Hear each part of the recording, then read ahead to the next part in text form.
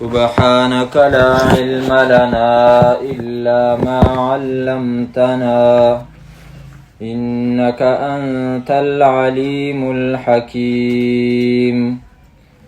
ومثل الذين كفروا كمثل الذي ينعق بما لا يسمع إلا دعاء ونداء صم بكم عمي فهم لا يعقلون.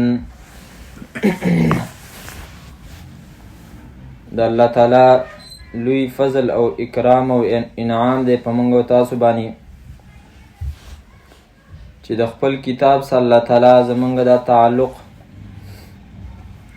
د هفتوار په ترتیب باندې قائم او دائم ساتلی دی. دا تقریبا 1 کال وشو. دا عمل معمولی موږ ته ښکاري، خو د الله تعالی په نیز باندې د دې لوی فضیلت دی او لوی اجر دی. حدیث مبارک کی راضی حضرت ابو هریره رضی الله تعالی عنہ فرمائی قال رسول الله صلی الله علیه وسلم مجتمع قوم فی بیت من بیوت الله، چې یو قوم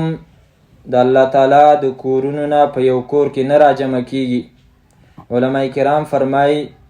په دې کې د الله تعالی کور هم راځي او دغه رنګي مدرسه یا بل یو خیمه چې هغه د دې لپاره خاصي چې په هغې کې د الله تعالی کتاب چې دی ولوستلی شي. یوازې جومات څخه خاص خبره نه ده. یتلون کتاب الله، دا خلق د الله تعالی کتاب لولي ویتدارسونه فیما بینهم، او په خپل منځ کې د هغې درس و تدریس کوي، څه اوري او څه وایي. الا حفتهم الملائکه، مگر فرشتي چې دی نو دی د دی نه ګیر چاپېره کیږي. وغشیتهم الرحمة، او دغه رنګې په دیو باندې د الله تعالی د طرف نه رحمت راځي. ونزلت علیهم السکینة، او په دیو باندې د الله تعالی د طرف نه اطمینان راځي. سکینه په عربی کې اطمینان ته ویل کیږي. د قرآن کریم په باره کې الله تعالی په خپل قرآن کریم کې فرمایي الا بذکر الله تطمئن القلوب، د الله په ذکر سره زړونه خوشحالیږي. او ذکر د الله تعالی قرآن کریم دی وهذا ذکر مبارک انزلناه، نو په دې سره چې دی نو د هغو زړونه مطمئن کیږي، خوشحالیږي. او د هر نیک عمل چې دی نو دغه نتیجه ده چې کله سړی وکړي د هغه زړه بیا خوشحالی. د الله تعالی د دشمنانو د نافرمانه ګناهګارو خلکو د ژوند خوند او د ژوند مزه او لذت ولې نه؟ د هغې بنیادي وجه دا ده چې د هغو روح چې کوم دی نو د خپلې غذا نه لري چې هغه د الله کتاب دی. د هغې د وجې نه د هغو په ژوند کې ټینشن، پریشانۍ، بې اضطرابي چې دی نو هغه ډېری. نو دغه حدیث کې علماء کرام فرمایي چې فرشتي چې کوم دی نو دا ګرځي او دا داسې ځایونه لټوي چې په هغې کې د الله تعالی ذکر، د الله تعالی کتاب ویل کېږي، او هغه ځایونو ته چې دی نو بیا ورځي او د هغو سره بیا دی کینی. دا حدیث الفاظ یې ښکاره دي، خو دا خبره زړه ته چې کله سړی کوزه کي نو د دې هر عمل فضیلت او مرتبه په هغې باندې انسان خوشحالیږي. چې ګوره فرشتې په دې علاقو کې به ګرځېدلې، زمونږ په دې باندې ایمان دی، د الله پیغمبر خطا نه دی ویلي. خامخا به په کورونو ګرځېدلي، چېرته به ټي وي لګېدلی، چېرته به میچ لګېدلی، هلته فرشتې نه کیني. دلته به چې کوم دی نو هغه فرشتې ناستي. په دې باندې زمونږ ایمان دی. او د مؤمنانو چې دی نو د هغو شان هم دا پکار دی. قرآن کریم کې سورة الرعد کې الله تعالی فرمایي والذین آتیناهم الکتاب یفرحون بما انزل الیک، مؤمنان چې کوم لا منګه کتاب ورکړی دی په دې قرآن کریم باندې چې دی نو هغوی خوشحالیږي. قل بفضل الله وبرحمته فبذلك فلیفرحوا، په دې کتاب باندې تاسو خوشحالي وکئ، مؤمنانو له پکار دي چې په دې باندې د خوشحالي وکړي. او حدیث مبارک کې راځي نبی صلی الله علیه وسلم د دعوت په ابتدایي ورځو کې خلکو ته به ویلي هل من رجل یحملنی الی قومه لأبلغ کلام ربی، څوک داسې سړی نشته دی چې هغه ما د خپل قوم خواله بوځي او زه هغو ته د الله کتاب چې دی نو بیان کړم. نو د دې درس چې کوم دی نو دا لوی فضل دی، لوی فضیلت دی او لوی اجر دی. دا خبرې مې ځکه وکړي چې کله کله سړی چې وخت تیر شي نو هغه عمل قدر چې دی نو هغه ختم شي. نو هسې نه چې چېرته زما نه سستي کېږي او د هغې د وجې نه د دې درس هغه غوروالی چې کوم دی نو ستاسو د زړونو نه وځي. دا به همیشه چې کوم دی نو تازه کوو چې د دې د هغه فضیلت او د دې هغه عظمت زموږ د زړونو نه ونه وځي. به هر حال مخکنو آیتونو کې چې دی نو الله تعالی د مشرکینو حالت ذکر کو چې هغې ته به کله دا وویلی شي چې تاسو د الله تعالی د کتاب ومنئ، هغو به ویلی چې بس موږ دپاره زموږ مشران کافي دي چې هغوی په کومه طریقه باندې روانو هغه باندې به چې دی نو موږ ځو. الله تعالی د دې مثال ذکر کوي او نبی صلی الله علیه وسلم او هر دعوت کوونکي سړي ته چې د هغه نه هغه کس او هغه خلک مخ اړی چې کم خلکو ته دا دعوت ورکوي، الله تعالی هغه له تسلي ورکوي او مثال بیانوي د ده او د هغه خلکو چې کومو له دا دعوت ورکوي. ستا مثال او د هغه خلکو داسې مثال دی چې ته له دعوت ورکوي چې یو شپنکی دی او د هغه ګډې بزې دي او هغه ګډې بزې کله یو طرف ته ځي کله بل طرف ته. نو دا سړی چې دی نو هغو ته هغه ګډو بزو ته چې دی نو اوازونه کوي، نارې ورته وایي. نو دغه ګډې بزې سوا د آواز اورېدلو نه او د چغې د اورېدلو نه نور چې دی نو په څه باندې نه پوهېږي. نو داسې حالت د کافرو دی. ومثل الذین کفروا، او مثال دغه کسانو چې کفر یې کړی دی، یعنی مثال د هغه کس چې هغه دعوت ورکوي کافرانو ته، او مثال د دغه کافرو کمثل الذي په شانته دغه کس دی ینعقو چې هغه آواز کوي بما هغه څه ته لا یسمعو چې ناوري هغه، یعنی ګډو بزو ته چې دی نو آواز کوي او دغه ګډې بزې ناوري الا دعاء مگر بلنه ونداء او چغه صم دی کاڼه دي بکم دی چاړهګان دي عمیون دی ړانده دي د حق نه فهم لا یعقلون پس دی د عقل نه کار نه اخلي. یا ایها الذین آمنو، د الله تعالی د طرف نه چې کوم دی نو ځینې حکمونه داسې دي چې په هغې کې د الله تعالی خاص دی او د هغې اختیار چاله چې دی نو الله تعالی نه دی ورکړی. یو په هغې کې چې دی نو تحریمات الله دي، یعنی هغه شیونه چې الله تعالی حرام کړي دي هغه به حرام ګڼې، هغه به نه حلالې. که هغو ته د حلال وویلې نو تا چې دی نو د الله تعالی صفت ځان له واخیستو، په دې باندې کفر ته چې دی نو رسېږي. د دې سره سره ځینې تحلیلات الله دي چې الله تعالی حلال کړي دي او هغه شیونه چې دی نو ته د ځان نه حرام کې په ځان باندې. څنګه چې دغه خبره خطرناکه ده چې د الله تعالی حرام شوي شي ته چې کوم دی نو ته حلال وویې، داسې دا خبره هم چې دی نو هغه خطرناکه ده چې د الله تعالی د طرف نه یو شی حلال شوی دی او ته حرام وویې. نو الله تعالی فرمایي یا ایها الذین آمنو، ای مؤمنانو کلو خورئ تاسو من طیبات ما د پاکو هغه شیونو نه رزقناکم چې موږ درکړي دي تاسو ته، وشکرو تاسو شکر ادا کوئ لله د الله تعالی دپاره ان کنتم که چرته تاسو ایاهو خاص د دغه الله تعالی تعبدون عبادت کوونکي وئ. که خاص د الله تعالی د عبادت دعوه کې نو دا دوه خبرې چې دی نو په ځان لازمي که، پاک شی نه خوره، ګنده شی نه چې دی نو مه خوره، او د الله تعالی شکریه ادا کوه. اوس ګنده شی نه کوم دي؟ هغه ګنده شی نه الله تعالی چې دی نو په دې آیت کې ذکر کوي انما حرم علیکم المیتة والدم ولحم الخنزیر. زمونږ د باجوړ شیخ صاحب، زمونږ استاد محترم شیخ عبدالجبار صاحب د دې آیات کریمې د لاندې لیکلي دي په فتح الرحمن کې. هغه فرمایي مشرکینو د ځان نه څلور شیونه چې دی نو حرام کړي. الله تعالی فرمایي دغه څلور شیونه چې دی نو حرام نه دي بلکې دا څلور شیونه حرام دي چې کوم په دې آیات کریمه کې الله تعالی فرمایي زی ذکر کوم. لکه 113 نمبر صفحه باندې سورة المائده آیات نمبر دی 103 دغه څلور شیونه الله تعالی ذکر کړي چې کوم هغو په ځان باندې حرام کړي. فرمایي الله تعالی ما جعل الله، نه ده ګرځولی الله تعالی من بحیرة بحیره. بحیره به هغه څاروي ته ویلو چې دیو به له غوږ کټ کو بیا به ویل چېره دا د پلانکي بابا په نوم باندې شوله او دې ته به چې کوم دی نو اوس څوک څه نه وایي. نه به چې کوم دی نو په دې باندې سورلي کوي او نه به د دې شودس کي. ولا صاحبتین او نه آزاده پرېښودلی شوي. ځینې څاروی به هسې چې دی نو آزاد پرېښوستو او بیا چې هغه به چېرته څرېدو چا به ورته څه نه ویل،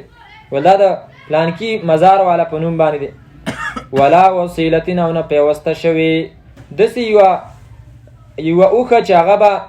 د بل اوښ سره چې کوم دی نو یو ځای پیدا شو، یعنی مطلب ښځه او نر به چې دی نو یو ځای پیدا شو، نو دغه ښځه به چې کوم دی نو بیا آزاده پرېښوستله. ولا حامن او نه حام.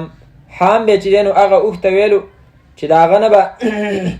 لس اوښې مال شوي، نو بیا به هغه آزاد پرېښوستو. ویل حماء ظهره، شاید چې دی نو ګرمه شوې ده، بس په دې باندې اوس موږ سورلي نه کوو. الله تعالی فرمایي دا تاسو د ځان نه حرام کړي دي. حرام دا دي انما حرم، یقینا حرامه کړې ده الله تعالی علیکم په تاسو باندې المیتة مرداره. مردار دا هغه څاروي ته ویل کېږي چې د هغې نه ساه وځي بغیر د علاله کې نه، ساه ترې ووتله او چا چې دی نو علاله نه کړله، په خپله باندې چې کوم دی نو هغه مړه شوله. د دې یو څو صورتونه په صورت مائده کې آیت نمبر 2 کې اول سر کې الله تعالی ذکر کوي، صفحه نمبر 97 آیت نمبر 3. حرمت علیکم المیتة والدم ولحم الخنزیر وما أهل لغیر الله به والمنخنقة هغه څاروی چې هغه زندۍ کړی شوی، والموقوذة او هغه څاروی چې هغه په لرګو په ډانګو باندې والی شوی، والمتردیة او هغه څاروی چې هغه د غره نه رارغړېدونکی، والنطیحة او هغه څاروی چې هغه په ښکرو باندې والی شوی، یعنی دوو څاروو چې دی نو په منځ کې جنګ کړی او یو چې دی نو بل په ښکر باندې والی او هغه چې دی نو مردار شوی، یعنی علاله کې ته چې دی نو وخت نه میلاو شوی. وما او هغه څاروی اکل السبع چې خوراک کړی د هغې نه درندګانو، الا ما ذکیتم، نو دا ته چې کوم دی نو راووتو. که دغه څاروي او هغه نه حلال شوي نو دغه مردار دي. که چېرته چا حلال کو او دغه مثلا د غره نه رارغړېدلی خو چا حلال کو نو دغه بیا چې دی نو پاک شو. خو مطلب یې دا شو چې په خپله د هغې نه چې دی نو ساه وتلي، دقې ته مرداره ویله کېږي. والدم او وینه حرامه کړې د الله تعالی په تاسو باندې یینه د باندې حرامه کړې. دلته یینه چې دی نو هغه مطلق ذکر ده، خو د دې نه مراد عامه یینه نه ده بلکې خاص یینه ده.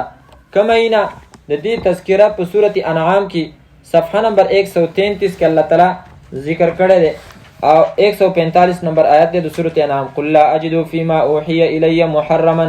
على طاعم يطعمه الا ان يكون ميتة، مگر دا چې مرداری او دمن مسفوحه، یا هغه یینه چې هغه بیولی شوي، د دې نه مراد هغه یینه شوه چې کله څاروی حلال کړي او د هغې د رګونو نه کومه یینه تیز را روانه نو دقه یینه چې کوم دی نو هغه ګنده ده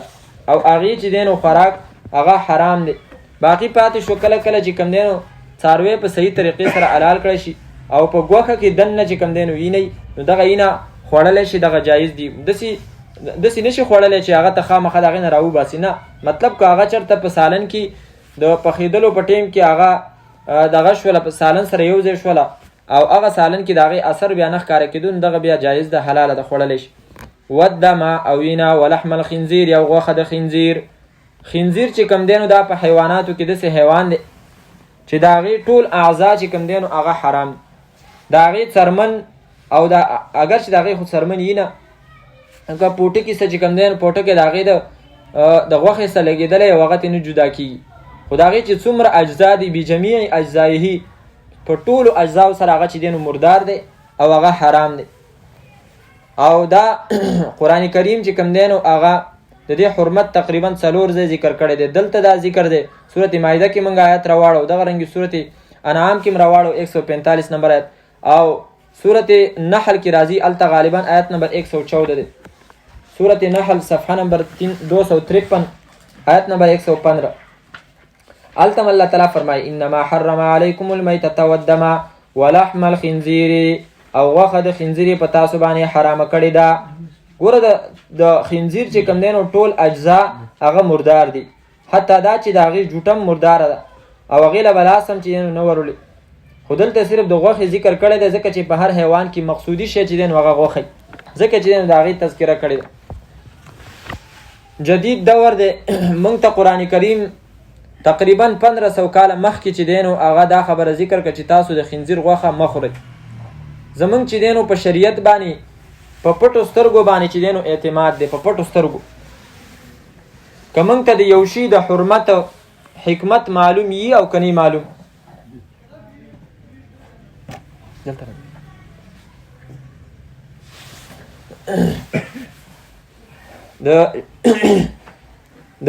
د دې حکمت که موږ ته معلوم یي او که نه معلوم، موږ به په دې باندې ایمان راوړو او موږ به دا منو. دا مسله ده چې الله تعالی کوم کارونه کړي دي آیا په هغې کې حکمت شته دی او که نه شته دی. علما کرام فرمایي د الله تعالی حکیم ذات دی، د هغه په هر یو کار کې حکمت دی، هر یو کار او هر یو حکم کې چې دی نو حکمت دی. دا بیله خبره ده چې ما ورته د الله تعالی د هغه حکم حکمت معلومولی شو او که نه شو معلومولی، دا جدا خبره ده. که ته په حکمت باندې پوهېږي او که نه پوهېږي، خو ته به په دې باندې اعتراض نه کوې. دا ولې؟ دا د ولې ټکی به چې دی نو نه وي. د الله تعالی په کارونو باندې چې دی نو دا اعتراض دی. او دا اعتراض چې کله رالی نو مطلب دا ته شکی او شک د یقین نه خلاف دی. ایمان دا نوم د یقین دی. نو چې کوم ځای کې ته اعتراض کوې مطلب دا دی چې ستا شک دی. چې شک رالی ایمان دی چې دی نو پاتې نه شو. د دې وجې نه دغه خبره خطرناکه ده. یورپ والا نن سبا اکثر چې کم دی نو هغه د خنزیر غوښې چې دی نو خوري. د خنزیر د غوښې په باره کې ما معلومات کول چې دا څه وجه ده چې شریعت په موږ باندې دا چې دی نو حرام کړي او د دې غوښې چې دی نو په موږ باندې حرامه کړې ده. نو د دې په باره کې چې ما معلومات وکړل نو زما خو عقل چې دی نو حیران شو چې دا اوس انګریزان چې کوم دی نو د غوښو په باره کې دا تحقیقونه کوي، په دې کې چې دی نو زموږ دپاره نقصان دی او په دې کې زموږ دپاره فایده ده. خو شریعت چې کوم دی نو هغه ډېر مخکې موږ ته چې دی نو دا ویلو چې تاسو دا مه خورئ. اگر چې شریعت موږ ته د هغې حکمت چې دی نو بیان کړی چې دې کې حکمت څه دی، ولې تاسو مه خورئ. خو هغه نقصانونه چې کوم دی نو هغې موږ ته بیان کړي نه دي. خو هغه اوس چې کوم دی نو هغه انګریزانو چې کوم دی نو هغه معلوم کړل او اوس هغې وایي چېرې په دې کې دا نقصانونه دي. په دې کې دومره نقصانونه دي. یو خو ساینس والا وایي چې یاره د خنزیر چې کوم دی نو دا انتهایي نجس حیوان دی، ګنده غلیظ حیوان دی. وایي دا ځکه چې انه یأکل غایطه ویشرب بول صاحبه، دا خپل ګندګي او خپل چې کوم هغه حاجت د ده دی هغه چې دی نو په خپله باندې خوري. حتی دا چې د ده بل کم ملګری تشې میتیزې کوي نو دا هغه مسکي. او د ده په مرغوب چې کومې غذاګانې دي، د ده خوښې غذاګانې دي، په هغې کې د انسان او د سماعت ده ته چې دی نو ډېر خوښ دی. په ټولو نه زیات خوښ چې کوم دی نو هغه دا شی دی. نو دا ګنده حیوان دی. د دې وجې نه شریعت دا په موږ باندې حرام کړو. بله د ده د غوښې د حرامېدو حکمت چې کوم دی نو هغه دا دی چې د خنزیر چې کوم دی نو څرمن نه وي، بلکې د دې نه څرمن چې دی نو وزیم نه، او د دې څرمن به چې دی نو باقاعده سیزي، نو هله به چې دی نو د دې غوښه تا ته ښکاره کېږي. د ده څرمن د غوښې نه جدا کېږي. او د ده دا بدن داسې دی چې دا څومره زهریله مواد دي دا ټول ځان ته راکاږي. ټول زهریله مواد چې دی نو دا ځان ته راکاږي. او بیا د ده بدن په دې باندې خولم نه راځي چې د زهریله مواد واپس چې دی نو د ده بدن نه وځي. نو دې وجې نه دغه ټول چې کوم زهریله مواد دي هغه د ده په بدن کې او د ده په غوښه کې چې کوم دی نو هغه سرایت کوي او دننه پکې ځي. او د دې وجې نه د مار چې کوم زهر دي هغه په خنزیر باندې اثر نه کوي. د هغې وجه دا ده چې په هغې کې قوت مدافعت ځان له په هغې کې زهریله مواد موجود دي. نو د مار چې کوم زهریله دغه دي زهر دي هغه په هغه باندې چې دی نو اثر نه کوي. او نو د دې وجې نه چې په غوښه کې دومره زهریله مواد موجود دي نو هغه چې انسان خوري نو خامخا به چې کوم دی نو انسان د بیمارو ښکار کېږي. بله وجه علماو دا لیکلې ده چې عامه غوښه چې کومه ده په هغې کې چې کوم جراثیم دا چې کله ته په اور باندې پخه کړي نو هغه جراثیم چې دی نو هغه ختمیږي. خو د خنزیر دا غوښه داسې ده چې ته د ډېر حرارت والا او د ډېر ګرمایش والا اور باندې د ده غوښه پخه کې بیا هم چې دی نو د دې هغه جراثیم نه ختمیږي. نو د دې وجې نه شریعت چې کوم دی نو دا په موږ باندې چې دی نو حرام. او بل په دې کې چې دی نو دا خبره ده چې په خنزیرانو کې کمی جوړي نو یو خنزیر په خپل ماده باندې او په خپل ښځه باندې چې دینو غیرت نه کوي او بل ته پریدي او ډاکټران وایي چې د یو شي غذا ته خوري نو د هغې شي د غذا اثر به او د هغې هغه عادت به په تا کې راځي هغه عادت څه به چې کوم دی نو ته به اشنا کېږي د دې وجې نه چې کوم یورپ خلک دی انګریزان دي هغوی چې دی نو دا شی خوري او په هغو کې باقاعده چې کوم دی نو دا عادت راغلی دی د دې وجې نه تاسو چې دی نو په نیټ کې سرچ کوئ وایف سویپینګ انګریزی لفظ دی وایف سویپینګ دا باقاعده هغوی چې کوم دی نو دې ته وایي چې د څو ورځو دپاره په هغو کې ځینې خلک خپلې بیبیانې چې کوم دی نو نورو له ورکوي عدلي بدلي پکې کوي دا د هغه خنزیر چې کوم دی نو هغه اثر دی چې په دیو کې راغلی دی ځکه خو الله تعالی په موږ باندې چې دا حرام کړی دی اسلامي معاشره چې کوم دی نو پاکه معاشره ده او دغه رنګې ساینس وایي اثبت التحقیقات الطبیة الجدیدة چې نوي ډاکټري او میډیکل چې کوم تحقیقات دي هغې دا خبره چې کوم دی نو ثابته کړې ده ان طاعم لحم الخنزير على خطر من اصابه 70 قسما من الامراض چې څوک د خنزیر غوښه خوري نو هغه چې دی نو په دې خطره کې دی چې 70 قسمه بیماری هغه ته ورسي او بیا په هغې کې چې دی نو پین وام راوند وام او نور چې کوم دی نو دغه رنګې د بیماریانو نومونه دي ټینیا سولیم او ټیپ وام دا د ډاکټرۍ په دغه کې چې کوم دی نو دا نومونه دي چې دا خطرناک مرضونه دي چې د دې سره چې کوم دی نو دغه سړی هغه مخامخ کېدلی شي او بله خبره چې کوم دی نو علامه عبدالمجید دریابادي صاحب په تفسیر ماجدي کې لیکلې ده چې د انګریزۍ کې دا عبدالمجید دریابادي صاحب دا په انګریزۍ باندې ښه پوهېدو او په خپل تفسیر ماجدي کې ځای په ځای د انګریزۍ حوالې هغه هم ورکړي دي هغه وایي چې په انګریزۍ کې د خنزیر څومره نومونه دي لکه مثلا هوګ سوین پیګ او دغه رنګې په انګریزۍ کې د دې چې کوم د غوښې نومونه دي هم پیک بیکن دا ټول چې کوم دی نو د خنزیر غوښې ته ویلی کېږي خو د دې دویمه معنا چې دی نو ګندګي ده د انګریزۍ چې کومې ډکشنریانې دي په هغې کې چې دی نو د دې هغه دویمه معنا هغه د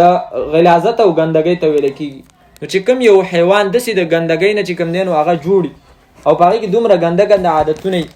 نو دا د مخکې نه چې کوم دی نو زموږ دپاره الله تعالی حرام کړي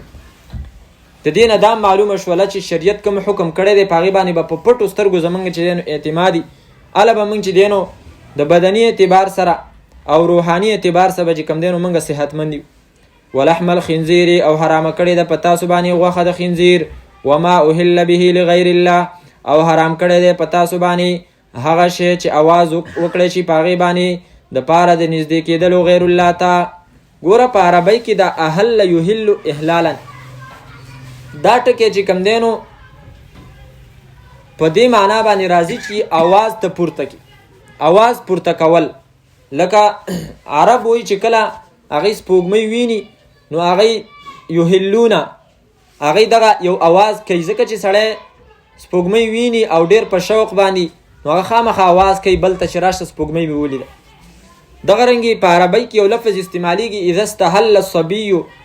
غسل وصلي علیه چې کله ماشوم آواز وکړو یعنی چې کله ماشوم پیدا شو او د پیدایش نه وروسته چې کوم دی نو هغه آواز وکړو نو د دې آواز نه وروسته هغه له به چې کوم دی نو غسل هم ورکو بیا چې مړ شو ماشوم دی پیدا شو پیدایش نه وروسته هغه آواز وکړو نو هغه له به غسل هم ورکو او هغه باندې به جنازه هم کو دا معنا د څه شوله دا د اهل معنا شوله په معنا د آواز کولو آواز پورته کولو دغه رنګې چې کله یو کس عمرې ته ځي نو هغه چې کوم آواز کوي لبیک اللهم لبیک دې ته احلال ویل کی او نو د دې ټولو نه معلومه شوله چې اهل یهلو د دې معنا ده آواز کول آواز پورته کول دا دونه خبره چې موږ وکړه د دې مقصد دا دی چې ځینې خلکو د اهل یهلو معنا کړې د علالول نو هغو مطلب د آیت دا رایستلی دی چې الله تعالی په تاسو باندې حرام کړی دی ما هغه حیوان اوهله چې هغه ذبح کړی شي لغیر الله د پاره د نږدې کېدلو غیر الله ته نو دغه حرام دی نو د هغو مقصد صرف دا دی چې کوم یو شی د الله تعالی د نوم نه علاوه په بل نوم باندې هغه حلال شو ذبح شو صرف هغه حرام دی. او چې دا کومه معنا د اهل یحل مونږ وکړله نو د دې مطلب دا شو چې د الله د نوم نه علاوه د بل چا نوم چې په کوم شي باندې وویلی شو او دا وویلی شو چې دا شی د پلانکي بابا په نوم باندې شو، که هغه بیا مټایي ده، که هغه بیا چې دی نو تیل دی او که غوړي دي او که حیوان دی او که هر شی دی، دغه ټول چې کوم دی نو بیا مردار شو او دغه حرام شو. او دې ته ویلی کېږي نظر د غیر الله. او دا زمونږ فقه چې کوم دی نو لیکلی دي او په مختلفو ځایونو کې چې د الله تعالی د نوم نه علاوه د بل چا په نوم باندې چې څوک نظر او منښت او شکرانه ورکوي نو دا چې کوم دی نو عبادت دی، او عبادت د الله د نوم نه علاوه د بل چا په نوم باندې چې کوم دی نو دا شرک دی. شیخ غلام الله خان صاحب په مقدمه د جواهر القرآن کې لیکلي الله تعالی کے سوا کسی مخلوق نبی ولی پیر فقیر مردہ یا زندہ کے نام نظر و نیاز یا شکرانہ پیش کرنا یہ شرک اور حرام ہے. او دا آیات به ویل دي چې وما اهل به لغیر الله. دغه رنګ امام ابن تیمیه سے فرمای واما النظر للموتى چې کوم خلق د منښت پیش کوي شکرانه پیش کوي من الانبیاء د مړو د پاره کاغه پیغمبران دي کاغه نور مشایخ دي بزرگان او اولیاء الله دي او لقبورهم یا دغه د قبرونو د پاره او للمقیمین عند قبورهم یا د هغه چا د پاره چې کوم د دې قبرونو خواته ناستي کوم منجوران ناستي فهو نظر شرک دا د شرک نظر دی د شرک منښت ده. ومعصیة الله تعالی دا د الله تعالی ګناه ده سواء کان النظر نفقه بیا که دا نظر پیسې خرچي کسره زری او غیر ذالک یا د دین علاوه نور سي نو دا چې دین حرام دی او دا شرک. بل حواله علامه شامی سے فرمای چې دا کوم خلق زی عوام او دا قبرونو ته چې کوم دینو دا غي د پاره نظر پیش کوي اعلم ان النظر الذي يقع للاموات من العوام وما يؤخذ من الزيت تیل چې کوم دینو التوړي التشمی چې کوم دینو دی ونحوها مما ينقل الى ذرائح الاولياء الكرام تقربا اليهم ځان په دې سره هغه ته چې دینو نږدې کوي نو فرمای چې فهو بالاجماع باطل وحرام دا باطل او ناروا کار دی او حرام دی. او بیا رستو چې کوم دینو هغه ذکر کوي که چرته یو مسلمان دسی چې د الله تعالی د نوم نه علاوه د بل چا په نوم باندې چې کوم دینو ذبیحه وکي علالک وکي او په دې علالک سره قصد به التقرب الى غیر الله د الله تعالی د نوم نه علاوه بل چا ته چې دینو په ځان نږدې کوي سوار مرتدن دا چې دینو د اسلام نه واوختو وتلو مرتد شو وذبیحته ذبیحه مرتد داغه علالک چې کوم دینو دا د مرتد سړي علالک دا ټول خبرې نورم چې کوم دینو په دې باندې د علماو حواله ما را جمع کړي. د دې ټولو خبرو مقصد دا دی چې په دې پنجاب کې چې کوم دینو زې په زې باندې د څه قسمه نظرانی کیږي خصوصا په دې خاص ورځو کې د شیعاګانو چې کوم ورځې دي یا د بریلیانو کوم ورځې دي په دې ورځو کې چې کوم منښت هغه پیش کوي دا هغه هیڅ پته نه لګي. کله کله چې کوم دینو دا من کراچۍ کې مونږ به سبق ویلو نو الته به اکثر د جمعرات په ورځ باندې خلکو د کور نه چې کوم دینو سالن را لګو مدرسې ته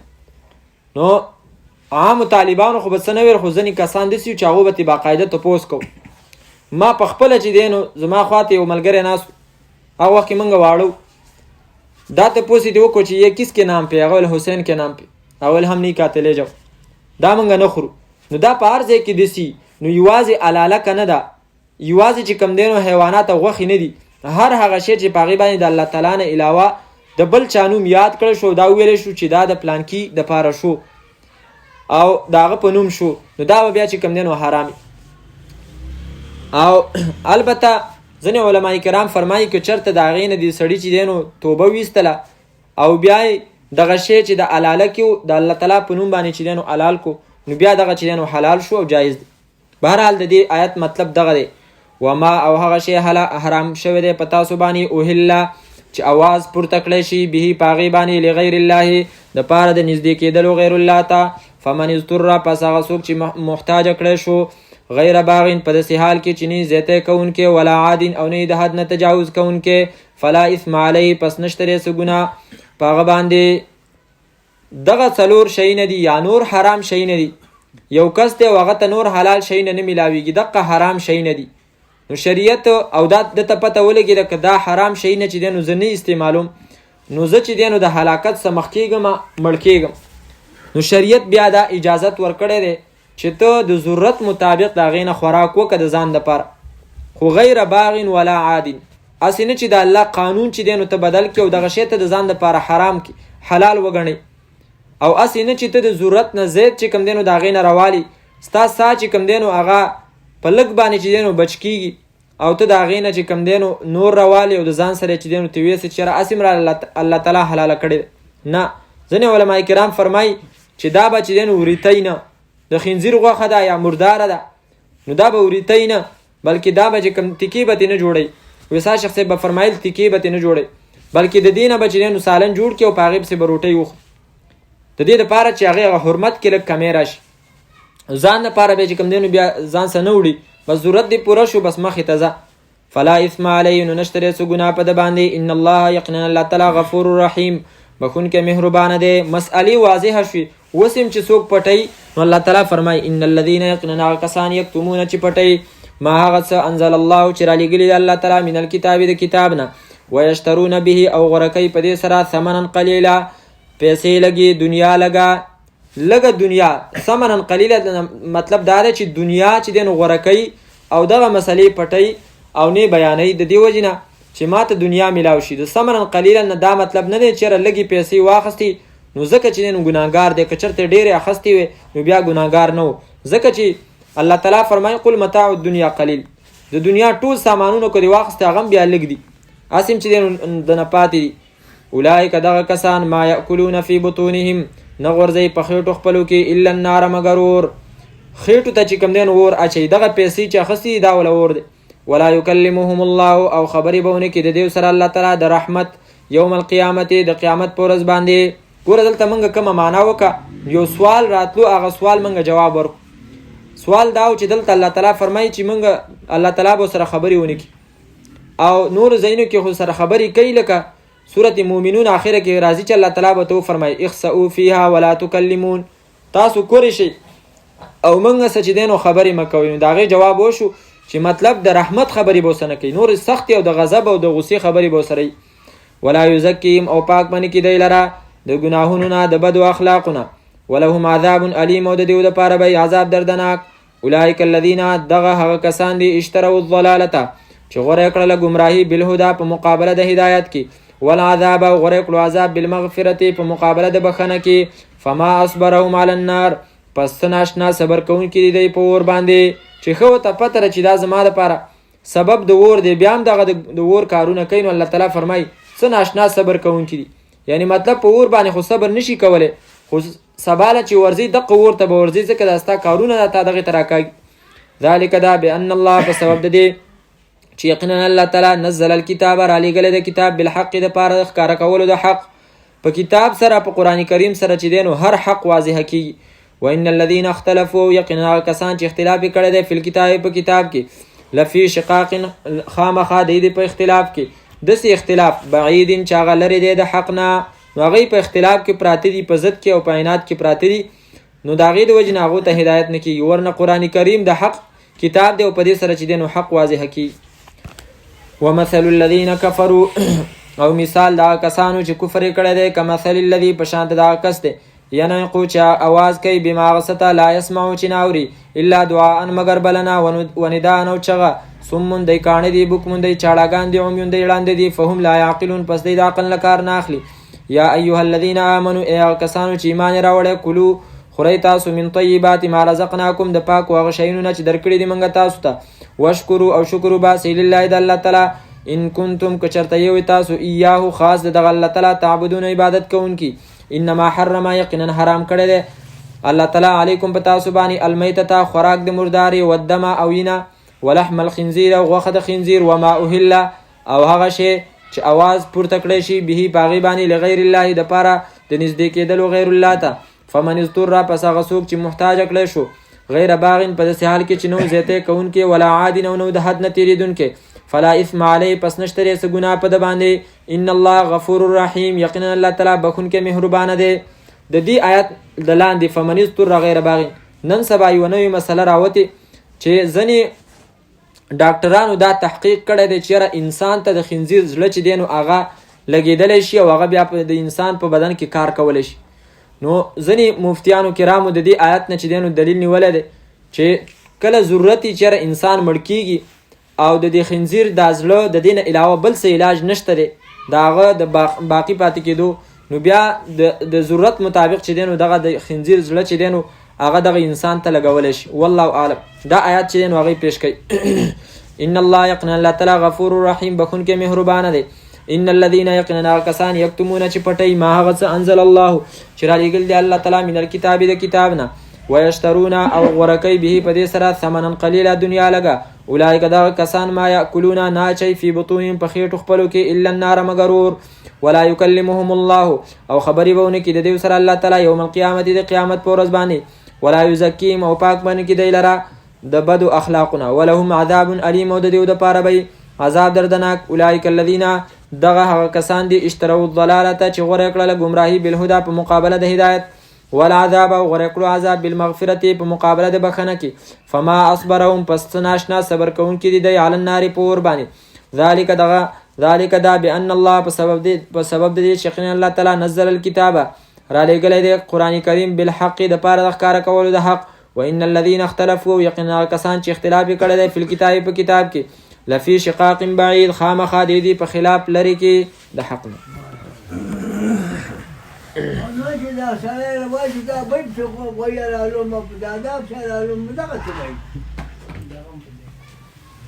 په څومره ورځ باندې خیرات د پاره که ورځې نه ټاکلي څلوېښتمه شوه یا کلیزه شوه یا درېیمه شوه یا اوله شوه نو بیا جایز دی. خو دا ورځ دی ولا وټاکله نو الله تعالی فرمایي لا تاکلوا اموالکم بینکم بالباطل په ناروا طریقې سره خپل مال هم مخوره بیا دغه حرامي.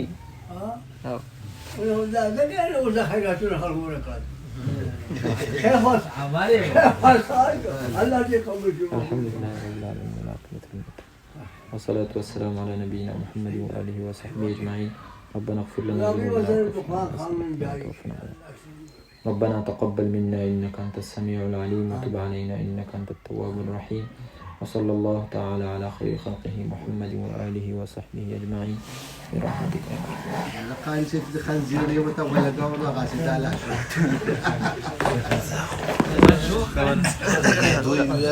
هذه